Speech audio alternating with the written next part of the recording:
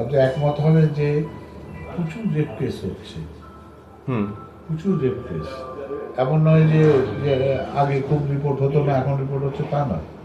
Comparatively এখন হচ্ছে, ধরাও হচ্ছে, পানিশমেন্ট তো হচ্ছেই, দ্রুত বিচার হচ্ছে, কিন্তু রেপ কেস কমছে।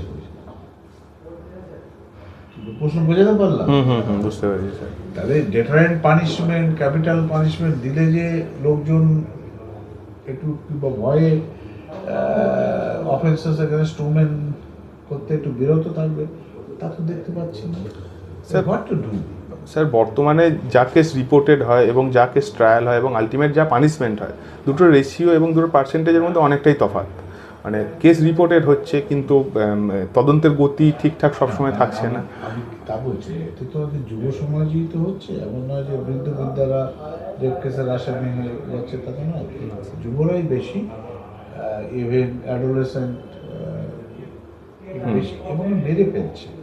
এমন নয় যে রেপ করে হলো, রেপ করে তার এটা ধাপা চাপা দেওয়ার জন্য the girls are being killed. এখানেই প্রশ্ন। ইভেন আমরা যদি আর্জিকার কাণ্ডটাও দেখি, সেখানেও তাই।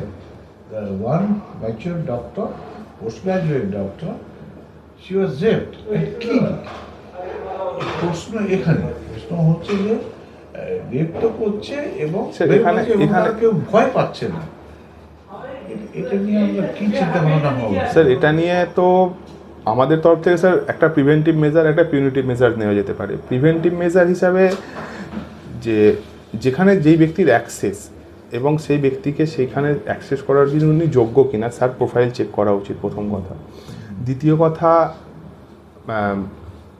যেই জায়গাগুলো এই ঘটনাগুলো ঘটে ম্যাক্সিমাম ক্ষেত্রে এরা ইনটক্সিকেটেড থাকে।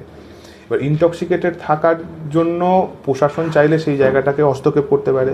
যে সমস্ত জায়গাগুলো ইনটক্সিকেশন করার যে মিলিত হওয়া, অ্যাসেম্বলি করার যে পয়েন্ট, সেই পয়েন্টে আমরা ভিজিট করতে পারি, সেই জায়গাগুলো আমরা ভেঙে দিতে পারি।